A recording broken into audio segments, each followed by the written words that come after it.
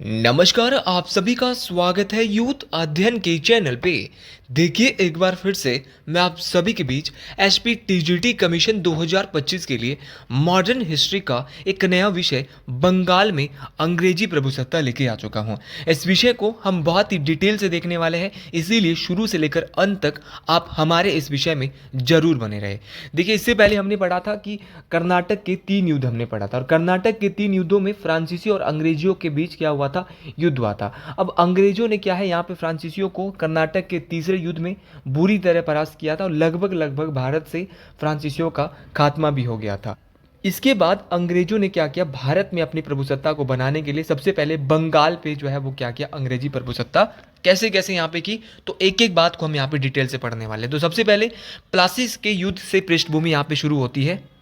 तो यहाँ पे सबसे पहले जब औरंगजेब की 1707 में मृत्यु हो जाती है, क्योंकि औरंगजेब एक शक्तिशाली मुगल शासक था, तब उसके बाद जितने भी मुगल शासक देखिए भारत में सत्ता संभालने आते हैं, वो क्या है, उतने ज़्यादा सक्षम नहीं होते जितने औरंगजेब वगैरह थे। और औरंगजेब की मृत्यु के बाद मुगल शासकों का, अगर मैं यूँ कहूँ कि ये मुगल पतन का दौर जो है अब क्या हो गया था, शुरू हो गया था। धीरे धीरे अब औरंगजेब की मृत्यु के बाद जितने भी राजा है वो ज़्यादा सक्षम नहीं थे, और इसी क्रम में जो जो क्षेत्र जो है वो मुगलों ने उस समय जीते, उनमें जो है ज़्यादातर क्षेत्र अपने अपने आप को क्या है, स्वतंत्र करने के प्रयासों में, जितने भी राजाओं ने अपने अपने क्षेत्र उस समय जीते होंगे, वो क्या है, अपने अपने क्षेत्रों को क्या है, स्वतंत्र मतलब वो अलग अलग हो गए थे। और इन क्षेत्रों में मुख्यतः बंगाल का क्षेत्र था, और यह क्षेत्र काफ़ी हद तक इन प्रयासों में सफल भी हो गया था।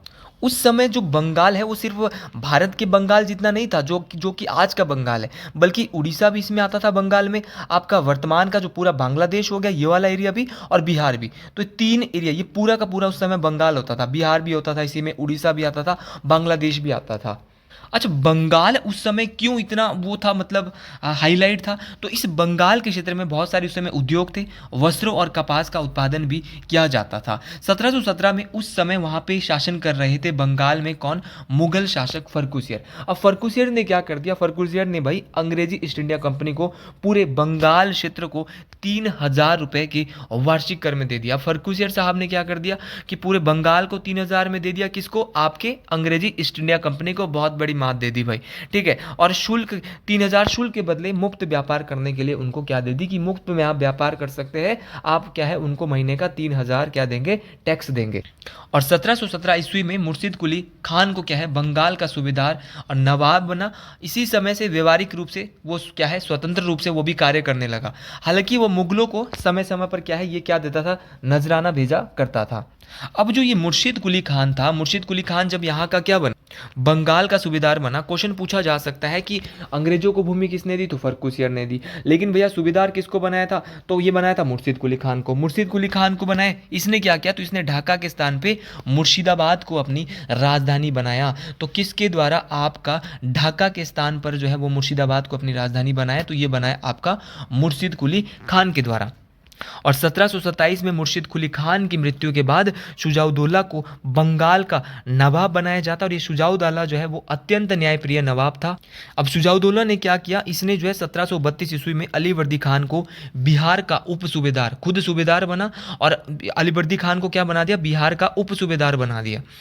और आगे आगे चलते क्या हुआ कि 1739 में शुजाउद्दौला की क्या होगी, इसकी भी मृत्यु हो गई, और इसका पुत्र सरफराज खान क्या बनता है, नवाब बनता है। लेकिन इसी समय जो इस अलीवर्दी खान है, इसने क्या कर दिया, विद्रोह कर दिया, और सरफराज खान बेचारा मारा गया, और अलीवर्दी खान क्या बना, बंगाल का नवाब बना। तो पूरी कहानी अभी तक आप डिटेल से समझ गए होंगे कि क्या क्या हुआ। औरंगजेब की मृत्यु के बाद धीरे धीरे अब मुगलों का क्या है, भारत में पतन होने लगा। जितने क्षेत्र थे वो आपस में वो धीरे धीरे जीतना चाहते थे। उसके बाद फर्रुखसियर ने, ब्रिटिश ईस्ट इंडिया कंपनी भी अब धीरे धीरे क्या है, अपना हाथ यहाँ पे जमा रही थी। अब फर्रुखसियर ने 1700 ईस्वी में क्या कर दिया, तो साल 3000 रुपये में 3000 रुपये वार्षिक कर में क्या दे दिया, व्यापार करने की, मुफ्त व्यापार करने की अनुमति दे दी। ये भी बहुत बड़ी बात थी। उसी समय यहाँ पे अलीवर्दी खान यहाँ पे क्या बना, उसी समय मुर्शिद कुली खान आए, वो बंगाल का सूबेदार बना। जब मुर्शिद कुली खान को बंगाल का सूबेदार बनाया, तो उसने व्यवहारिक रूप से ढाका के स्थान पे मुर्शिदाबाद को अपनी राजधानी बनाया, और फिर इसकी क्या हो जाती, 1727 में मृत्यु होती है, और इसके स्थान पे शुजाउद्दौला बनता है। अब शुजाउद्दौला बेचारा क्या करता है, ये अलीवर्दी खान को यहाँ का उप सूबेदार बनता है। लेकिन जब इसकी मृत्यु हो जाती है, तो शुजाउद्दौला के बाद उसका पुत्र सरफराज खान बनता है, लेकिन क्या करता है, अलीवर्दी खान भी लालच में था। अब शुजाउद्दौला ने तो इसको बिहार का उपसूबेदार बनाया था, अब अलीवर्दी खान शुजाउद्दौला के बेटे की ही हत्या कर देते हैं। आगे बात करते हैं अलीवर्दी खान की। देखिए अलीवर्दी खान उस समय एक सेनानायक था जिसका नाम अलीवर्दी खान था। यह सत्ता पाने के लिए जो अपने ही जो है वो सूबेदार सरफराज खान की क्या कर देता है, हत्या कर देता है। तो इसका टाइम पीरियड आपको जरूर याद रखना है, 40 से 56 तक इसका टाइम पीरियड था, और 1740 में ये बंगाल की सत्ता को, बंगाल का राजा ये बन जाता है। लेकिन जो अलीवर्दी खान था वो मुगलों का भी उस समय ध्यान रखता था। ये क्योंकि अलीवर्दी खान मुगलों को 2 करोड़ का नजराना भेजता था ताकि मुगल उससे कुछ ना कहें, मतलब उससे मुगल लोग क्या है परेशान ना हो, और मुगलों की तरफ से भी उसका नजराना स्वीकार कर लिया गया। और फिर अलीवर्दी खान बंगाल की जो व्यवस्था है, शासन व्यवस्था है, उसको संभालने भी लग गया था। अब अलीवर्दी खान बंगाल की सत्ता पर जो है वो 1740 से 1756 तक था, और अपने काल में वो बंगाल को एक अलग क्षेत्र, मतलब मुगलों से आज़ाद करने के क्षेत्र का प्रयास कर रहा था, क्योंकि मुगलों का उतना ज़्यादा रोब नहीं था जितना कि आपकी औरंगजेब के टाइम होता था, अकबर के टाइम होता था। अब क्या करता था, अलीवर्दी खान चाहता था कि बंगाल एक अलग हो। शुरू में ही मैंने आपको बताया था कि क्या है, सब लोग, सब राजा अपने क्षेत्रों को क्या है स्वतंत्र करना चाहते थे। मुगलों के अधीन देखो नजराना फिर भी बेचता था, लेकिन फिर भी सब लोग अलग करना चाहते थे। क्योंकि अंग्रेजी ईस्ट इंडिया कंपनी वो इसलिए अलग करना चाहता था क्योंकि जो अंग्रेजी ईस्ट इंडिया कंपनी को भी बंगाल में मुगलों की जो है की तरफ से क्या है फ्री में व्यापार करने की अनुमति मिली थी, तो वो भी अपने व्यापार का जो विस्तार है वो बंगाल में क्या है बढ़ चढ़ कर करना चाहते थे। वो चाहते थे कि हम क्यों टैक्स भरें इनका।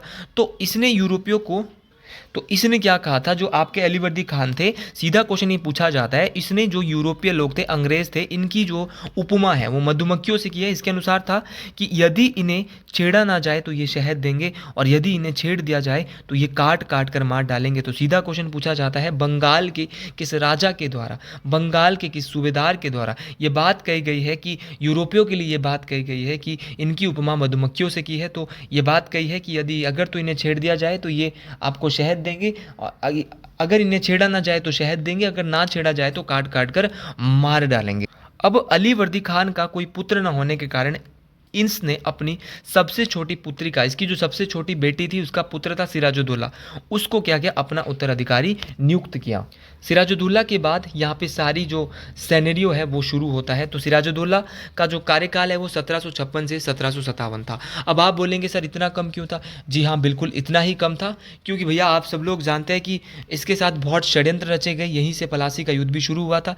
तो याद रखना है, आपका जो सिराजुद्दौला था, सिराजुद्दौला को 1756 में बंगाल की सत्ता प्राप्त होती है, और उसके सत्ता में आते ही बहुत सारे लोगों की जलन की भावना पैदा हो जाती है। मतलब बहुत सारे लोग क्या है, जलते हैं कि भाई सिराजुद्दौला को राजा बना दिया, और सिराजुद्दौला का अंग्रेजों के साथ संबंध भी बिगड़ जाता है, क्योंकि अंग्रेजों के नवाब के शत्रुओं के, क्योंकि अंग्रेजों ने क्या है, जो नवाब के जो शत्रु है उनको क्या दे रखी थी, शरण दे रखी थी, और नवाब के मना करने के बावजूद जो अंग्रेज है वो क्या है, बस्तियों का दुर्गीकरण कर रहे थे। एक तो भाई सिराजुद्दौला क्या था, अंग्रेजों से क्यों नाराज था? नाराज इसलिए था क्योंकि अंग्रेज नवाब के जितने भी राजा के शत्रु थे, सिराजुद्दौला के शत्रु थे, उनको शरण दे रहे थे। शरण दे रहे तो इस बात से क्या है, राजा तो होना ही था, और साथ में जितनी भी छोटी छोटी बस्तियां उन पे बाउंड्री कर रहे थे, किलेबंदी करवा रहे थे। तो राजा इस बात से भी क्या था, परेशान था, और इसी से परेशान होकर, इसी के कारण सिराजुद्दौला रुष्ट हो गया, नाराज हो गया, और उसने 15 जून 1756 ईस्वी को नवाब कलकत्ता स्थित, नवाब ने क्या किया, नवाब ने कलकत्ता स्थित फोर्ट विलियम किला, जो कि ब्रिटिश ईस्ट इंडिया कंपनी के द्वारा बनाया गया था, फोर्ट विलियम किले पर आक्रमण कर दिया। और 5 दिनों के युद्ध के बाद 20 जून 1756 को क्या हुआ, जो फोर्ट विलियम किले पर है वो नवाब सिराजुद्दौला के द्वारा क्या किया गया, अधिकार किया गया बंगाल के राजा के द्वारा, और अंग्रेजों को कहाँ पे भगा दिया, फुल्टा नामक टापू पे। कौन सा टापू? तो सीधा क्वेश्चन पूछा जाएगा कि नवाब सिराजुद्दौला ने कब जो है वो कलकत्ता के जो है वो फोर्ट विलियम किले पर जो है वो अपना अधिकार जमाया था, तो बोलेंगे 20 जून 1756 को, और उसके बाद अंग्रेजों को कहाँ भगाया, फुल्टा नामक टापू पे भगाया। अब हॉलवेल की इस घटना के बाद, जो हॉलवेल जब ये घटना सुनाते हैं, कालकोठरी की घटना जिसमें 123 अंग्रेज मारे जाते हैं, तो क्लाइव ने भी अब क्या है, नवाब जो सिराजुद्दौला है उनके विरुद्ध षड्यंत्र रचा। उसने सिराजुद्दौला को 1756 में बंगाल की सत्ता जब प्राप्त होती है, तो उसके सत्ता में आते ही जो है वो, ये मैंने आपको पहले ही बोला था कि बहुत सारे लोगों को जलन की भावना होती है, लेकिन नवाब सिराजुद्दौला के जो मुख्य अधिकारी थे वो भी क्या थे, उससे असंतुष्ट थे।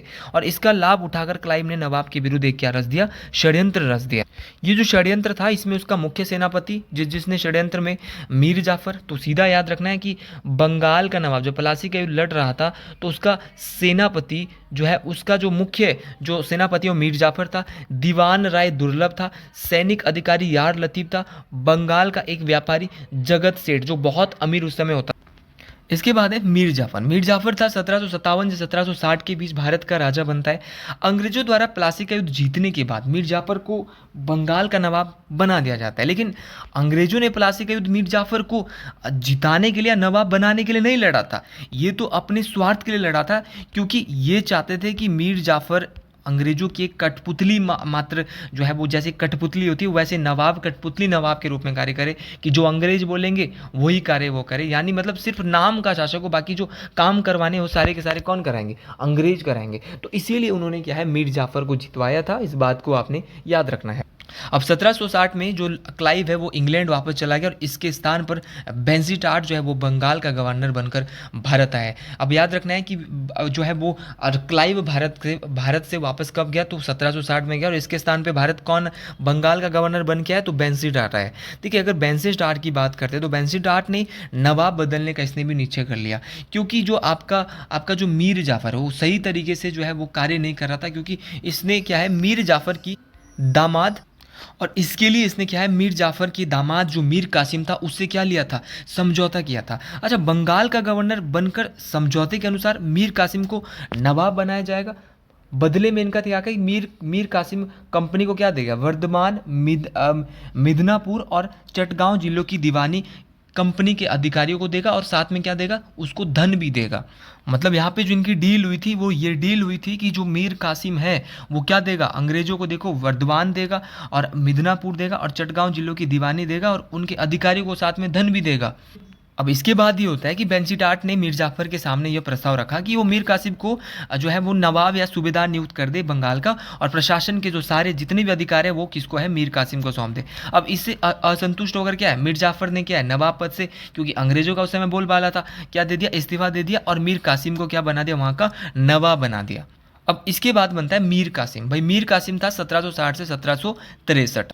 इसके बाद बनता है मीर कासिम। भाई देखो 1760 में मीर जाफर को हटाकर मीर कासिम को देखो अंग्रेजों ने क्या कर दिया, बंगाल का नवाब तो बना दिया। अब अंग्रेजों ने सोचा था कि मीर जाफर को हटाकर मीर कासिम क्या है, उनके बोलने पे सारे काम करेगा, जैसे कि अंग्रेज बोलेंगे वैसे करेंगे, लेकिन ऐसा ना हुआ। मीर जाफर ने क्या है, अंग्रेजों के जैसा वादा किया था वैसे उसके विपरीत कार्य कर दिए। मतलब कि जो उसने अंग्रेजों के साथ डील की थी वैसे उसने काम ही नहीं किए। उन अंग्रेजों ने सोचा था कि वो तो हमारी कठपुतली बन के काम करेगा, लेकिन क्या है, मीर कासिम ने जो है वो इस तरह कार्य नहीं किए। इसने क्या कि इसने कुछ अलग ही फैसले ले लिए।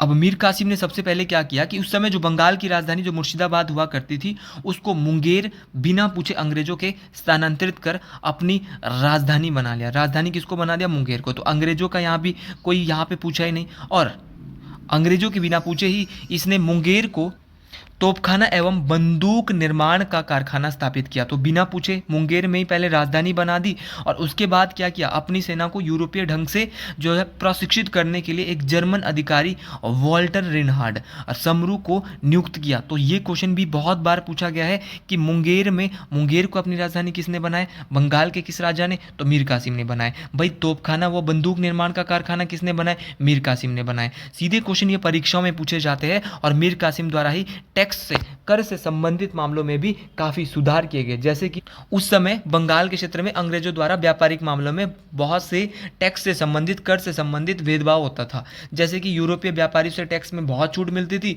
और भारतीयों को क्या है, कम छूट मिलती थी। तो ऐसे में मीर कासिम ने क्या किया, भारतीय व्यापारी को क्या है, इन मामलों में काफी छूट दे दी, जिस कारण क्या है, अंग्रेज भी अब काफी परेशान हो गए। क्योंकि अंग्रेजों ने तो मीर कासिम को क्यों बनाया था, इसीलिए तो बनाया था कि वो उसकी कठपुतली बन के काम करे मीर जाफर की तरह।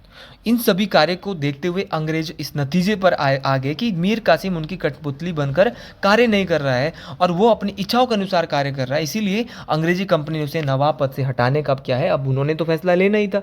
अब इसने एकदम से इतने सारे फैसले ले लिए, तो अब इनका मानना था कि अब इसको इसके पद से हटाना पड़ेगा। और जब ये पता मीर कासिम को लगा कि वो उसको इसके पद से हटा रहे हैं अंग्रेज, तो इस घटना से अंग्रेज आग बबूला हो गए और अंग्रेजों ने क्या है मीर जाफ़र को क्या बोला कि हम मीर जाफ़र को पुनः क्या बनाएंगे, नवाब बनाएंगे और क्या है मीर कासिम के विरुद्ध क्या है विद्रोह छेड़ देंगे। इस बात को इन्होंने यहाँ पे बात करा और इसके बाद होता है फिर बक्सर का युद्ध। बक्सर का जो युद्ध होता है वो बंगाल के नवाब मीर कासिम, अवध के नवाब सिराजुद्दौला और मुगल बादशाह शाह आलम द्वितीय और ईस्ट इंडिया कंपनी के हेक्टर मुनरो। तो ये हुआ आपका बक्सर का युद्ध जो कि बहुत ज़्यादा इंपॉर्टेंट था। किस किस के बीच हुआ, बंगाल के नवाब मीर कासिम, अवध के नवाब सिराजुद्दौला और मुगल बादशाह। तो तीन संयुक्त सेना कौन कौन, बंगाल के नवाब मीर कासिम, अवध के नवाब सिराजुद्दौला, मुगल बादशाह शाह आलम द्वितीय और ईस्ट इंडिया कंपनी की ओर से कौन था, हेक्टर मुनरो था। इस बात को आपने डिटेल से याद रखना है। और इसके बाद होता है आपका कौन सा युद्ध, तो इसके बाद होता है आपका बक्सर का युद्ध।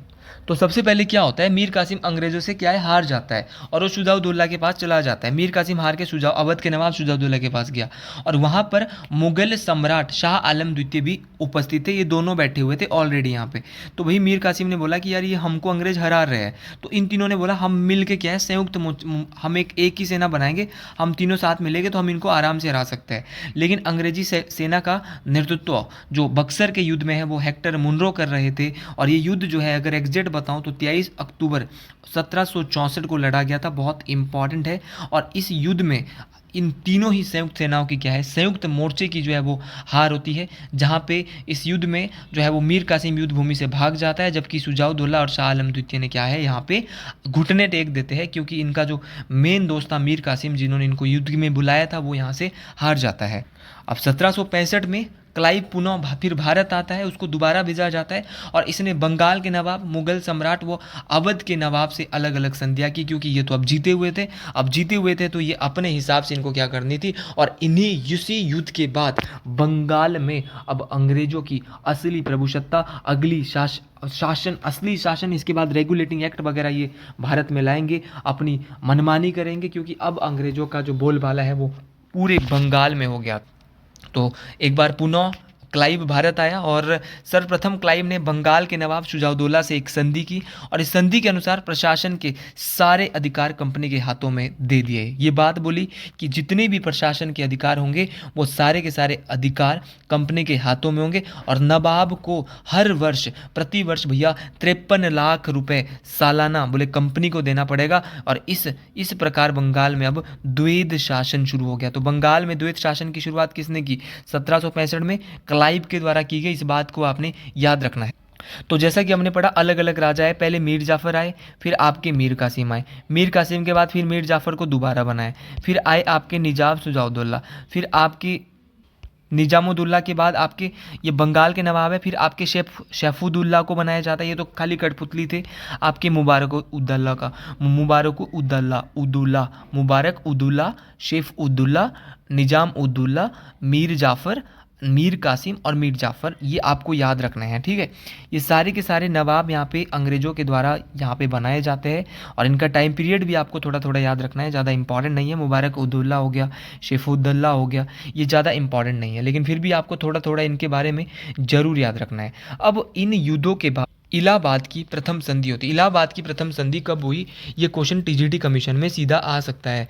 तो इलाहाबाद की जो प्रथम संधि हुई थी वो हुई थी आपकी किस किस के बीच, तो इलाहाबाद की प्रथम संधि मुगल सम्राट शाह आलम द्वितीय के साथ होती है। तो इलाहाबाद की जो अंग्रेजों और जो शाह आलम द्वितीय है इनके बीच आपकी इलाहाबाद की दूसरी संधि 12 अगस्त 1765 को होती है। और इस संधि में क्या बात हुई, तो इस संधि की जो मुख्य शर्तें थी कि कंपनी अवध के नवाब से इलाहाबाद व कड़ा 2 जिले लेकर मुगल सम्राट को देगी। कि जो कंपनी है वो क्या है, जो कंपनी है वो क्या करेगी कि जो मुगल सम्राट है शाह आलम द्वितीय उससे क्या है 2 अवध का जो नवाब है वो क्या है अवध के नवाब से क्या ले लेगी, इलाहाबाद का, और कड़े के जो 2 जिले हैं वो लेकर क्या मुगल सम्राट को देगी।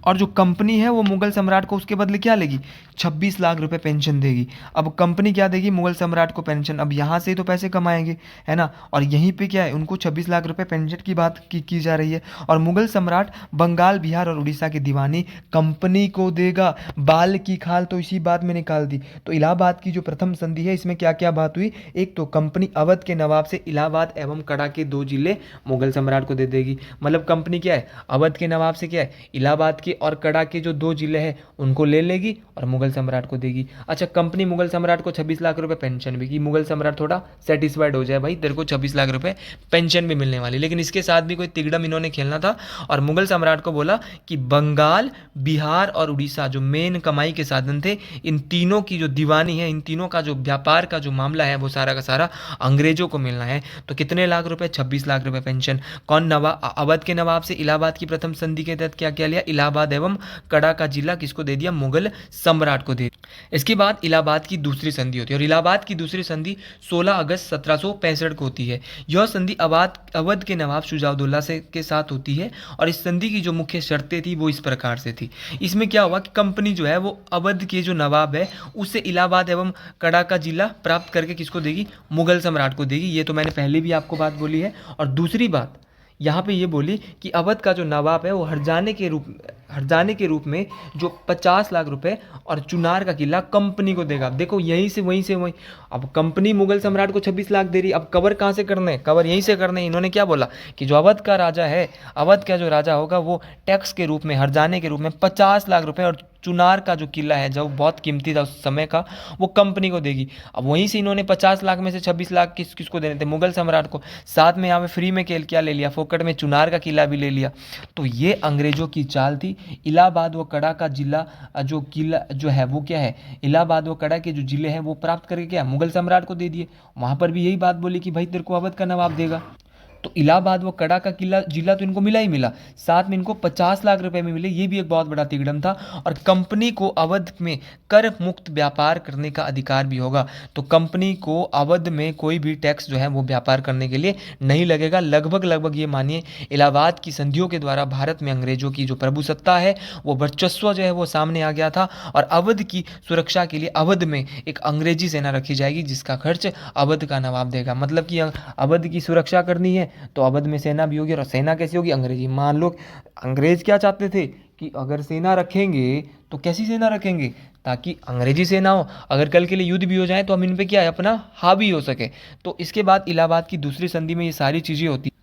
तो 1765 से 1772 तक बंगाल में द्वैत शासन रहा और 1772 में वॉरेन हेस्टिंग्स बंगाल का गवर्नर बनकर आया और इसने द्वैत शासन को क्या है बंगाल में समाप्त कर दिया। इस बात को आपने याद रखना है। और बंगाल में कंपनी का शासन भी स्थापित कर दिया। मतलब कि अब धीरे धीरे बंगाल में, तो आज जो हमने जो पढ़ा वो भारत में अंग्रेजों की प्रभुसत्ता किस प्रकार आई, किस प्रकार से शुरुआत हुई। तो एक बार दोबारा इसका क्विक रिवीजन करते हैं। तो सबसे पहले औरंगजेब की जब मृत्यु हो जाती है तो उसके बाद भारत में कोई शक्तिशाली शासक नहीं रहते हैं। सब लोग जो भी रहते हैं वो अपने अपने छोटे छोटे क्षेत्रों को विजित करने में रहते हैं। वो सब लोग चाहते हैं कि देखिए हमको जो है वो जो भी करना है अपने अपने क्षेत्रों के लिए करना है। तो ये क्या चाहते थे कि अपने अपने क्षेत्रों के लिए करना चाहते थे। तो इसी क्रम में क्या था कि सब राजा अपने अपने क्षेत्रों को विजित कर रहे थे। और जो बंगाल का क्षेत्र उस समय था उसमें उड़ीसा आता था, बिहार आता था, वर्तमान का जो पश्चिम बंगाल, ये सब आता था। और क्योंकि जो बंगाल था इसमें वस्त्रों का, कपास का बहुत ज़्यादा उस समय उत्पादन होता था। और जो उस समय क्या होता था, जो उस समय के जो मुगल राजा होते थे फर्रुखियर, भाई फर्रुखियर ने क्या कर दिया, सबसे बड़ी जो गलती कर दी वो ये कर दी कि जो अंग्रेजी ईस्ट इंडिया कंपनी थी उनको 3000 रुपये के वार्षिक कर के बदले पूरा का पूरा बंगाल में मुफ्त व्यापार करने की बिना टैक्स की अनुमति दे दी। और उसी समय जो है मुर्शिद कुली खान को बंगाल का सूबेदार बना दिया, क्योंकि बंगाल भी जो है वो किसके अंतर्गत आता था, भाई ये सब जो है वो किसके अंतर्गत आता था, पूरा का पूरा इसी पूरे जो फर्रुखियर मुगल शासक था इनके अंतर्गत ही सारा एरिया आता था। तो मुर्शिद कुली खान को यहाँ का राजा बनाने के बाद इसने ढाका से अपनी राजधानी मुर्शिदाबाद बनाई। इसके धीरे धीरे मुर्शिद कुली खान की मृत्यु होने के बाद अलीवर्दी खान आया और अलीवर्दी खान के बाद जो है वो शुजाउद्दौला यहाँ का राजा बनता है। फिर शुजाउद्दौला की मृत्यु के बाद सरफराज खान बनता है। सरफराज खान की अलीवर्दी खान ही मृत्यु कर देता है और उसके बाद अलीवर्दी खान यहाँ का राजा बनता है। फिर अलीवर्दी खान 2 करोड़ नजराना मुगलों को देता है कि मैं तुम्हें जो है वो नजराना दूंगा। लेकिन अलीवर्दी खान भी चाहता था, वो आज़ाद होना चाहता था, स्वतंत्र होना चाहता था, बंगाल को अलग करना चाहता था, क्योंकि वो जानता था कि अंग्रेजों को भी इन्होंने जो है वो काम करने के लिए दे रखा है, वो भी मात्र 3000 रुपये के वार्षिक कर में। तो ये भी चाहता था कि वो क्यों 2 करोड़ नजराना दे। और इसी ने जो है यूरोपियों की जो उपमा है वो मधुमक्खियों से भी की है, ये कि यदि इन्हें छेड़ा जाए तो ये शहद देंगे और अगर ना छेड़ा जाए तो काट काट कर मार डालेंगे। तो अलीवर्दी खान के बाद उसकी सबसे छोटी पुत्री का पुत्र नवाब सिराजुद्दौला बनता है। इससे सब दुश्मनाई करते हैं और अंग्रेज जो है वो इसके साथ अच्छे संबंध नहीं बनाते। इसके पड़ोसियों को क्या देते हैं, इसके शत्रुओं को क्या देते हैं, जो है वो शरण देते हैं और उसके मना करने के बावजूद भी वहाँ पर क्या बनाते हैं, बस्तियों का ध्रुवीकरण कर देते हैं, जिसके कारण नवाब अंग्रेजों से रुष्ट होता है। रुष्ट होने के बाद फोर्ट विलियम किले पर क्या करता है, आक्रमण करता है, उसको अपने अधिकार में ले लेता है और अंग्रेज को फुल्टा नामक टापू में भगा देता है। लेकिन नवाब जब से बना था तब से इसके अपने लोग जो है इससे जलते थे, इसीलिए जो है रॉबर्ट क्लाइव था, क्लाइव ने क्या कर दिया, इसके विरुद्ध षड्यंत्र रच लिया। उसने उसके सेनापति मीर जाफर, दीवान राय दुर्लभ, सैनिक अधिकारी यार लतीफ़ और बंगाल का एक व्यापारी जगत सेठ को खरीद लिया। और इन सब को खरीदने के बाद पलासी के युद्ध में नवाब को हरा दिया। इसके बाद मीर जाफर बनता है। मीर जाफर देखिए नवाब तो बनता है लेकिन वो अंग्रेजों की कठपुतली के रूप में यहाँ पे कार्य करता है। फिर बंगाल का क्लाइव 1760 में वापस चले जाता है। अंग्रेज से एक अंग्रेज भारत आता है, बेंसीटाट बोलता है कि मीर जाफर अच्छे से कार्य नहीं कर रहा, मीर कासिम को बना दो। वो मीर कासिम को बदलने का फैसला लेता है और फिर मीर जाफर बेचारा छोड़ देता है और मीर कासिम बन जाता है, क्योंकि उनको लगता है कि मीर कासिम उनका कठपुतली बन के काम करेगा। लेकिन मीर कासिम ने ऐसा नहीं किया। तो मीर कासिम 1760 से 63 तक बनता है और वो अंग्रेजों का जो उन्होंने सोचा था कि जो हम बोलेंगे वैसे काम करेगा, इसने ऐसे नहीं किया। इसने भारतीयों के लिए बहुत छूट, चाहे वो कर की छूट है, चाहे इसने अंग्रेजों के विरुद्ध जो इसने जो बात करी थी, बंगाल की जो राजधानी मुर्शिदाबाद हुआ करती थी उसको मुंगेर बना दी। अंग्रेजों के बिना बोलने पर मुंगेर को वहाँ की राजधानी बना दी। मुंगेर में तोपखाने का निर्माण कर दिया, बंदूक का निर्माण कर और कर से संबंधित मामलों में काफ़ी सुधार कर दिया। और तब जो है वो अंग्रेज क्या है परेशान होकर पुनः मीर कासिम को क्या है हटाने का क्या लेते हैं, अब बोलते हैं कि भाई अब हम मीर कासिम को हटाकर क्या बनाएंगे, मीर जाफ़र को पुनः बनाएंगे। और फिर यहाँ पे क्या होता है, मीर कासिम हेल्प लेता है अवध के नवाब और मुग़ल बादशाह शाह आलम द्वितीय की। तो यहाँ पे ये क्या होता है, फिर युद्ध हो जाता है इन तीनों के बीच, बक्सर का युद्ध। और बक्सर के युद्ध में इन तीनों सेनाओं की हार होती है और इसके बाद होती है इलाहाबाद की प्रथम, द्वितीय और तृतीय संधि। तो आज हमने बहुत डिटेल से इस टॉपिक को पढ़ लिया है। इसी क्रम में हमने इलाहाबाद की संधियाँ बहुत डिटेल से देखी है। वो प्रथम संधि है, चाहे वो द्वितीय संधि है, चाहे वो इलाहाबाद की आपकी तृतीय संधि है। तो हर एक चीज़ को बहुत डिटेल से देखा है, तो थोड़ा सा मुश्किल है। और अगर आपको अच्छा लगा हो तो मेरी वीडियो को पे जरूर लिखिए कमेंट बॉक्स में। हर हर महादेव, जय हिंद, जय हिमाचल प्रदेश, हर हर महादेव।